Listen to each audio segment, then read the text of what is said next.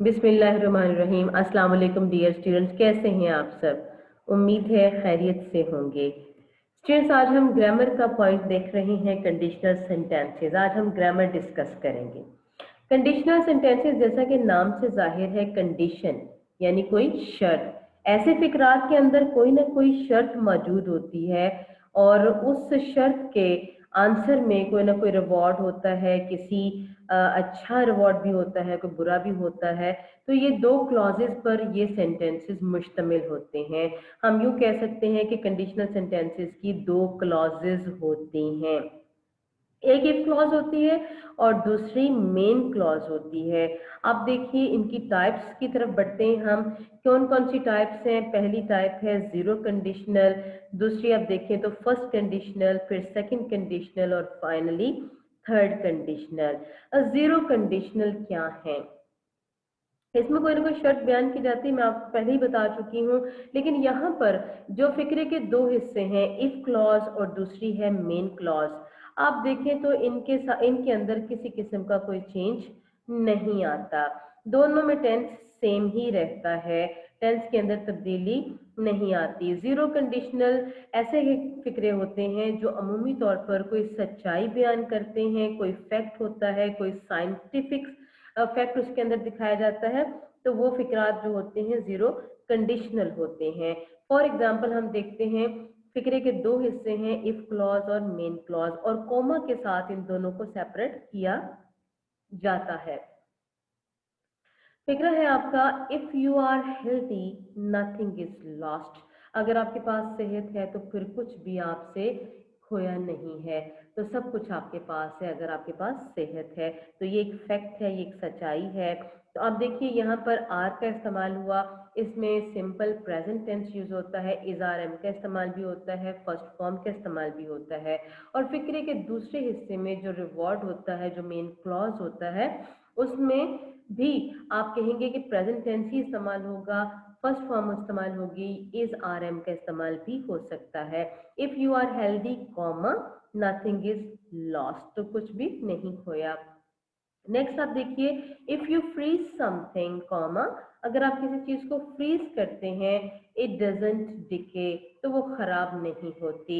आप देखिए दोनों में यहाँ फर्स्ट फॉर्म है और यहाँ इन नेगेटिव का डजेंट यूज किया गया है, डज नॉट यूज किया गया है। तो इनमें पहले हिस्से में यानी इफ क्लॉज के अंदर और मेन क्लॉज के अंदर टेंस का कोई बदलाव हम नहीं देखते, टेंस की कोई तब्दीली हमें नजर नहीं आती। ये जीरो कंडीशनल कहते हैं, जैसा कि अपने नाम से ही जाहिर है। जीरो कंडीशनल का मतलब है कि दोनों हिस्सों में सेम टेंस चलेगा, कोई इसके अंदर तब्दीली नहीं होगी। नेक्स्ट हम देखते हैं फर्स्ट कंडीशनल। ये फिक्रे किसी ऐसी शर्त के लिए इस्तेमाल होते हैं जिसको हम मुमकिन ख्याल करते हैं। फॉर एग्जाम्पल हम कहते हैं कि अगर वो मेहनत करेगा तो कामयाब हो जाएगा। इसमें पॉसिबिलिटी मौजूद है, यानी उसके पास वक्त है, वो कर सकता है कि अगर वो मेहनत करेगा तो कामयाब हो जाएगा। इसमें भी आप देखिए, फिक्रे के दो ही हिस्से होते हैं, इफ क्लॉज होती है, मेन क्लॉज होती है। अब यहाँ पर तब्दीली क्या होगी कि जो इफ क्लॉज वाला हिस्सा होता है, इफ ही वर्क्स हार्ड, अगर वो मेहनत करेगा, he will pass the exam, तो वो इम्तहान में कामयाब हो जाएगा। एक हिस्सा प्रेजेंट इंडेफिनिट टेंस में होता है या प्रेजेंट सिंपल प्रेजेंट में भी हो सकता है, और दूसरा हिस्सा फ्यूचर इंडेफिनिट टेंस के अंदर होता है, विल एंड फर्स्ट फॉर्म के साथ। इसके बाद हम नेक्स्ट देखते हैं, हमारा सेकंड कंडीशनल आ जाता है। ये हमारा फर्स्ट कंडीशनल था। उर्दू में तर्जुमा जब हम इसका करते हैं तो वो मेहनत करेगा कामयाब हो जाएगा, दोनों के आखिर में गा गा आता है। लेकिन जब हम इसको ट्रांसलेट करते हैं तो एक हिस्सा इफ क्लॉज वाला हिस्सा प्रेजेंट इंडेफिनिट में होता है और दूसरा हिस्सा फ्यूचर इंडेफिनिट में होता है। सेकंड कंडीशनल की हम बात करते हैं। सेकंड कंडीशनल कैसा कंडीशन होता है? ये शर्त किसी फर्जी बात के लिए इस्तेमाल होती है जिसको हम नामुमकिन या बैर-इम्कान समझते हैं, यानी जिसके अंदर कोई पॉसिबिलिटी नहीं है, कोई प्रोबेबिलिटी नहीं है। मतलब अगर उसने मुझसे दरखास्त की तो मैं उसकी मदद करूंगा, मगर इस बात का इम्कान है कि वो मुझसे दरखास्त नहीं करेगा। अब इसको हम कैसे ट्रांसलेट करेंगे, इसमें भी दो ही पार्ट है, इफ क्लॉज वाला और मेन क्लॉज वाला। अब जो पहला हिस्सा है उसमें हमने फर्स्ट कंडीशनल के अंदर इफ क्लॉज के अंदर फर्स्ट फॉर्म इस्तेमाल की थी, यहाँ हम सेकंड कंडीशनल में सेकंड फॉर्म इस्तेमाल कर रहे हैं इफ वाले हिस्से में। If he asked me comma I would help him, वहां हमने यूज किया था विल, और यहाँ पर चूंकि पीछे आ गया पास्ट टेंस एस्ड आ गया, तो यहाँ will change into would, will जो है वो वुड में चेंज हो जाएगा। आप देख रहे हैं कि यहाँ पर एक हिस्सा इफ वाला हिस्से में सेकंड फॉर्म आई है तो will change into would, would में चेंज हो जाता है, वुड में बदल जाता है, क्योंकि अगर पिछला हिस्सा पास्ट टेंस में होता है तो फिक्रे का अगला हिस्सा जो है वो ऑटोमेटिकली पास्ट टेंस में चला जाता है, और वुड जो है विल की सेकंड फॉर्म है। और जब हम एक दफ़ा वुड लगा देते हैं, सेकंड फॉर्म लगा देते हैं, तो उसके बाद हेल्प फर्स्ट फॉर्म ही आती है, उसके बाद सेकंड फॉर्म या थर्ड फॉर्म मजीद नहीं आ सकती, तो वुड के बाद फर्स्ट फॉर्म आएगी। ये है हमारा सेकंड कंडीशनर जिसके अंदर बात का इम्कान मौजूद नहीं है, नामुमकिन है वो काम जिसकी बात की जा रही है। नेक्स्ट स्टूडेंट आप देख रहे हैं थर्ड कंडीशनल, यहाँ पर क्या हुआ, आप देखिए कि यहाँ पर वो कह रहा है कि ये शर्त माजी के एक ऐसे वाक्य के बारे में बात के लिए इस्तेमाल किया जाता है जो वाक्य हो चुका, जिसमें बदला नहीं जा सकता, यानी यहाँ पर मामला मुकम्मल हो चुका, यहाँ ना पॉसिबिलिटी है ना प्रोबेबिलिटी है, यहाँ पर काम हो चुका है, आप उसको ना बदल सकते हैं ना कुछ में चेंज ला सकते हैं। फॉर एग्जाम्पल अगर उसने मेहनत की होती तो वो पास हो गया होता, उर्दू में दोनों के आखिर में तेलिफ्ता आता है, यानी कि रिजल्ट आ चुका, वो बंदा फेल हो चुका, अब वो ऐसा हो नहीं सकता कि वो मेहनत कर लेता तो पास हो जाता, सारा कुछ हो चुका, कोई भी इम्कान मुमकिन नहीं उसके अंदर। यहाँ एक फिक्र है कि अगर वो 10 लाख पौंड जीत लेता तो एक नई कार खरीद लेता। देखिए दोनों हिस्से में तेलिफ्ता और तेलिफ्ता आ चुका है। जब हम इसको ट्रांसलेट करते हैं या अब हम इसकी करेक्शन करते हैं, इसके भी दो हिस्से होते हैं, पहला हिस्से में हम पास्ट परफेक्ट लगाते हैं, मिसाल के तौर पर if he had one a million pound, had और थर्ड फॉर्म पहले से में लगती है, पास्ट परफेक्ट के अंदर हैड होता है, साथ में वर्ब की थर्ड फॉर्म होती है। If he had one a million pound, अगर उसने 1 मिलियन पाउंड 10 लाख जीते होते, he would have bought a new car, तो उसे एक नई कार मिल गई होती।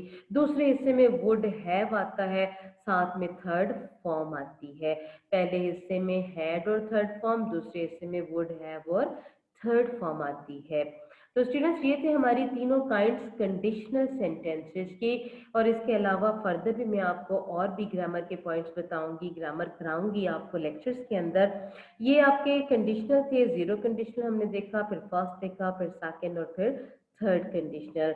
मैं एक दफ़ा दोबारा रिवाइज कर दूं ताकि आप जहन नशीन कर लें इन चीज़ों को। जीरो कंडीशनल में टेंस चेंज नहीं होता और आमतौर पर सच्चाई बयान की गई होती है। फर्स्ट कंडीशनल में इम्कान होता है बात का कि अगर वो मेहनत करेगा तो कामयाब हो जाएगा, पूरा इम्कान मौजूद है किसी काम के होने का।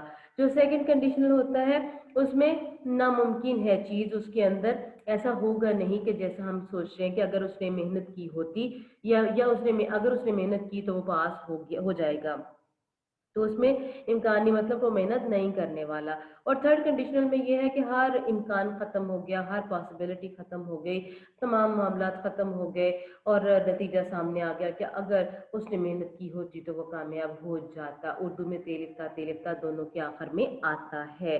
अब यहाँ आगे एक्सरसाइज आप देख रहे हैं, ये एक्सरसाइज स्टूडेंट्स आप खुद सॉल्व करेंगे, लाइव सेशन के अंदर मैं आपको करेक्शन करा दूंगी इसकी। यहाँ पर हेल्पिंग वर्ब्स दिए गए हैं कि और दूसरे वर्ब्स दिए गए हैं कि जो भी आप फॉर्म लगाना चाहें, हेल्पिंग वर्ब के साथ नॉट लगाना चाहें, आप यहाँ पर इसको सॉल्व कर सकते हैं। एक दफ़ा फिर से मैं आपको इसकी जो है वो मेन इनकी जो है दिखा देती हूँ कि इफ क्लॉज के अंदर कौन सा टेंस और मेन क्लॉज के अंदर कौन सा टेंस है। एक रिव्यू दे देती हूँ, हमने जो पढ़ा है आज। जीरो कंडीशनल दोबारा से देखिएगा, दो हिस्से होते हैं फिक्रे के, इफ क्लॉज और मेन क्लॉज, कोई ना कोई हकीकत बयान होती है। पहले इफ क्लॉज जो होती है स्टूडेंट्स, एक और ख़ास बात मैं आपको बताती जाऊं कि इफ़ क्लॉज ज़रूरी नहीं कि शुरू में ही आए, इफ़ क्लॉज फिक्रे के बाद में भी आ सकती है, मेन क्लॉज पहले भी आ सकती है। ज़रूरी नहीं होता कि इफ़ क्लॉज पहले आए और मेन क्लॉज बाद में आए, समटाइम मेन क्लॉज पहले और इफ़ क्लॉज बाद में भी आ जाती है। तो अगर एक क्लॉज जो है जीरो कंडीशनल में सिंपल प्रेजेंट टेंस में होती है, फर्स्ट फॉर्म होती है उसके अंदर या इज आर एम मौजूद होता है, और मेन क्लॉज भी सिंपल प्रेजेंट में ही ट्रांसलेट होती है, फर्स्ट फॉर्म ही लगती है, इज आर एम ही लगता है। उसके बाद हम देखते हैं कि फर्स्ट कंडीशनल में इफ क्लॉज और मेन क्लॉज दो ही हिस्से हैं, सिंपल प्रेजेंट टेंस में होती है यानी फर्स्ट फॉर्म लगती है, समटाइम इज आर एम भी लग जाता है, और मेन क्लॉज फ्यूचर इंडेफिनिट में होती है, मतलब विल या शेल इस्तेमाल होता है और साथ फर्स्ट फॉर्म लगी होती है इसके अंदर। उसके बाद हम देखते हैं सेकंड कंडीशनल क्या है जी। इफ क्लॉज है, मेन क्लॉज है, यहाँ पर पास्ट इंडेफिनिट यूज होता है, यानी हमने फर्स्ट कंडीशन में देखा यहाँ फर्स्ट फॉर्म थी, लेकिन यहाँ सेकंड कंडीशनल के अंदर सेकंड फॉर्म है, और ये हिस्सा किस में होगा, वुड और उसके बाद फर्स्ट फॉर्म के अंदर। यहाँ पर वर भी आ सकता है इफ क्लॉज के अंदर, लेकिन उधर चेंज नहीं आएगा, वुड और फर्स्ट फॉर्म ही रहेगी। इसके बाद थर्ड कंडीशनल को रिव्यू करते हैं। इफ क्लॉज है और उसके साथ मेन क्लॉज है, पास्ट परफेक्ट टेंस यूज होता है, मतलब हेड लगाते हैं और उसके साथ हम third form of the verb use करते हैं, जबकि दूसरे हिस्से में क्या इस्तेमाल होता है, वुड हैव और third form of the verb use होती है। और पहले हिस्से में पास्ट परफेक्ट के साथ साथ हम कह सकते हैं कि यहाँ पर हैड बीन और थर्ड फॉर्म भी इस्तेमाल हो जाती है, और दूसरे हिस्से में चेंज नहीं आएगा, वुड हैव और थर्ड फॉर्म ही रहेगी। लेकिन यहाँ वुड में थोड़ी सी वेरिएशन देखी गई है मुख्तलिफ सेंटेंसेस के अंदर, माइट हैव, शुड हैव इस तरह से इस्तेमाल हो जाते हैं। तो स्टूडेंट्स ये थे हमारे zero conditional, first conditional, second conditional, third conditional, ये हमारे कंडीशनल सेंटेंसेस थे। आई होप आपको बहुत अच्छे से समझ आ चुके होंगे। एक्सरसाइज आप सॉल्व कीजिएगा, लाइव सेशन में डिस्कस करेंगे, और कोई भी क्यूरी हुई तो आप लाइव सेशन में हमसे पूछ सकते हैं। थैंक यू सो मच, अपना बहुत ख्याल रखिएगा, टेक केयर एंड अल्लाह हाफिज।